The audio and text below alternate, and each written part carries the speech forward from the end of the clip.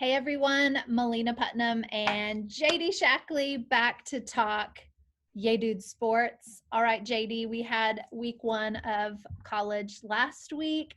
There were some really good games. I personally did not go in person to either of them. I sat on my couch and I think watched 8 football games. So I still loved it though. But I know you went to OU. So why don't we just start with the Sooners? I mean, there's nothing like being in Norman for game day. We talked about that a little bit last week. We went down early, got there about 8:30 ish. Well before game time. Got to Campus Corner. We were one of the first few people starting to kind of mingle around, and the vendors were starting to open up. And even though there was kind of a different feeling because the game wasn't supposed to be there, and b most people maybe didn't have tickets or didn't know how to get tickets or whatever. It wasn't going to be a sellout. It was still game day, and it was awesome to be there.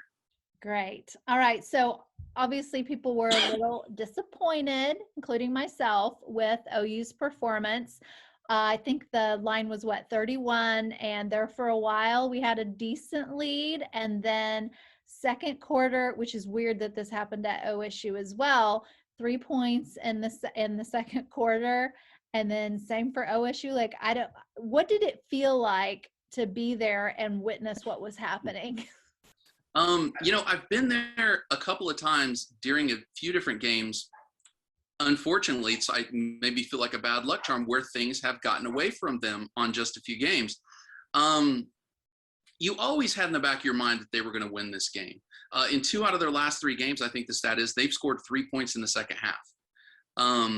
And so, you don't want to call that an issue. Spencer Rattler still comes out and throws for 300 yards, 30 of 39 for over 300 yards, 1 touchdown. He did throw the 2 interceptions, the first one on the first pass of the game. The more you watch him, you feel like he wants to force that big play. He always wants to make that big play.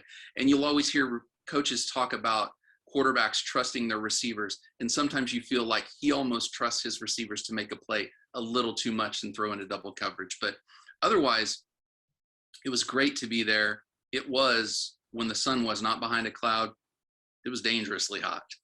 Yeah, all the pictures, everyone was so sweaty. I'll say that.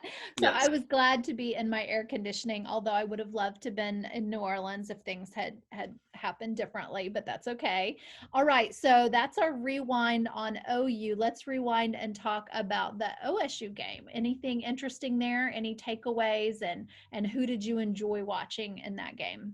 I think the biggest thing that you take away, and I did a lot of reading after the game, and in my mind, as you're watching the game, the stats are going to come out not great.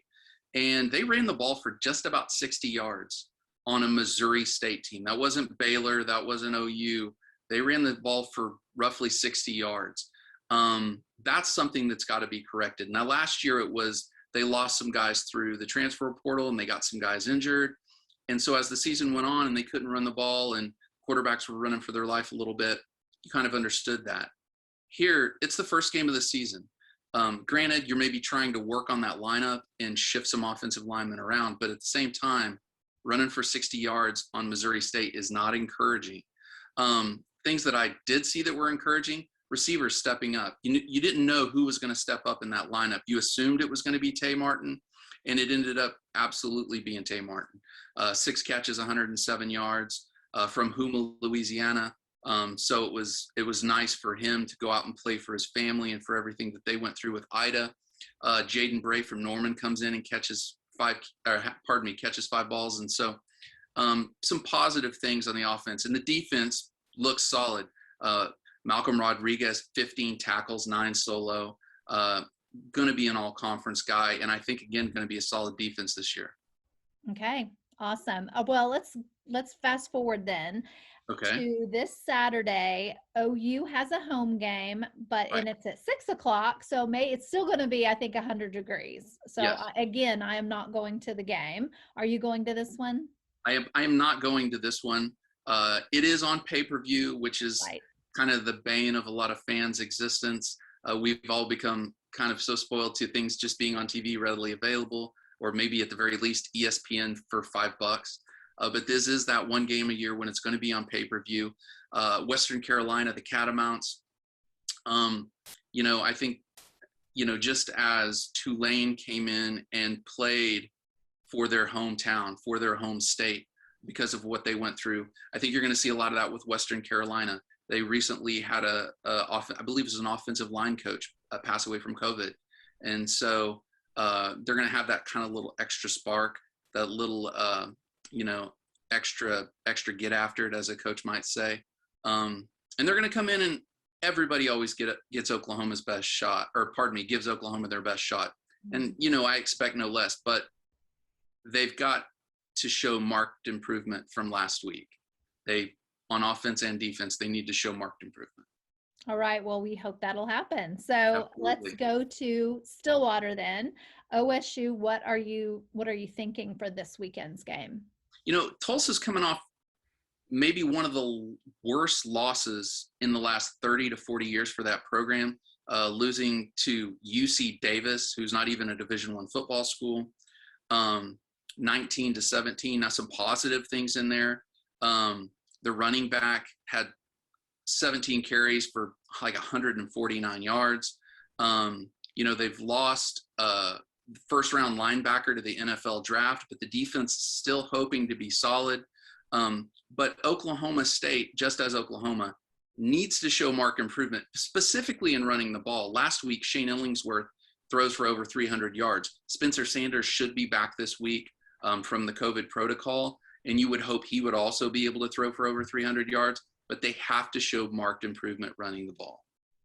So did you ever hear, did he have COVID, or I didn't hear what happened there? Some people that are maybe a little more inside than me may know the specifics on that, but I don't know if it was an exposure issue or if he actually had it. I know that Mike Gundy has vaguely talked about high vaccination rates on the team, and I know that varies the protocol in how it has to be handled. So, I can't speculate on whether he's vaccinated and how that affected him, or if he's not vaccinated and how that affected him. But I don't know. I guess at some point, if he's gone, he's gone. Yeah. Well, hopefully. And now I'm glad he's back. Yeah, for sure. Hopefully it'll be a good game. I always enjoy watching Tulsa, and of course, always cheer for them unless they're playing. Yes. OSU. Yeah. So that should be a good game. And it's an 11 a.m. kickoff there. So it's also going to be a hot one, but that's okay. All right. So let's go to, well, first of all, I wanted to say last week, I hope that you all got to meet our OU and OSU college reporters. So we've got Sooner Kaylee and Cowboy Carly. So that's how I'm trying to keep it in my mind. And their new videos will go live in the morning. I do know that I got Carly's gives us a little overview of Eskimo Joe's. That is a must. Have you been to Joe's and their amazing cheese fries, JD? Yeah. Way too many times. Yeah. It's worth the carbs. Like if you're going to have that many carbs, it needs to be something like Joe's. So we'll have that coming up. All right. So tell us what's going on what high school games are you excited about?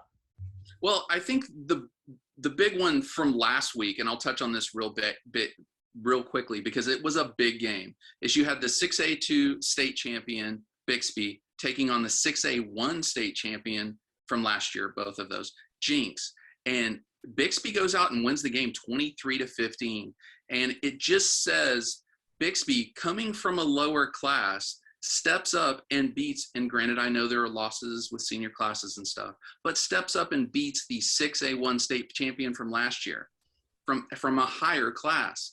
And so that to me just talks about the powerhouse that Bixby is in this state, and the players they have, that are, committed to OU and OSU respectively, and just a high powered team. And this week, the Yay Dude game of the week, the Clinton Red Tornadoes taking on the Heritage Hall Chargers, a game that might not have popped on my radar. My son had some friends that go to Heritage Hall, and one that played and went on to play college ball. from Heritage Hall. And so I always kept an eye on them, and I always kept an eye on Joe, and because we wanted the best for him and to see him perform, and we're so excited for him.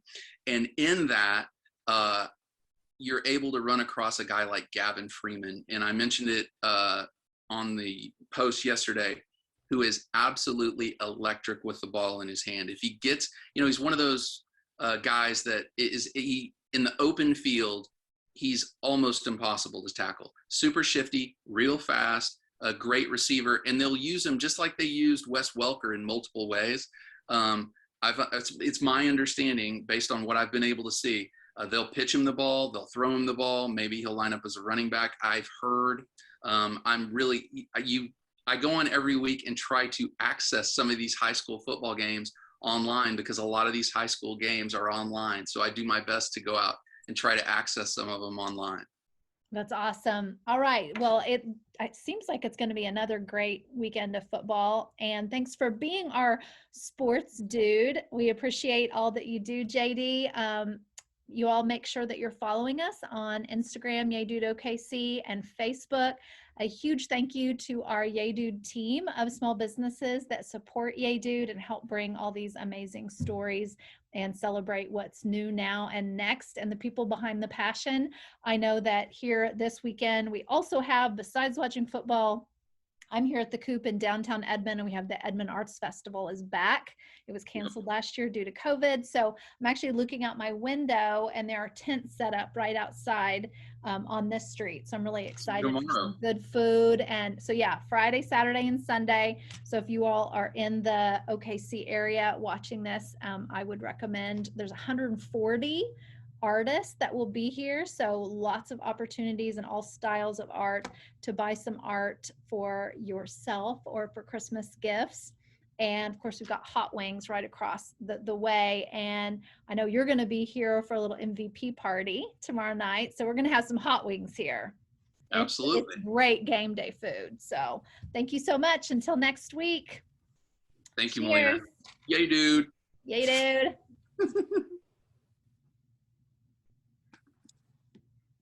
End meeting for all.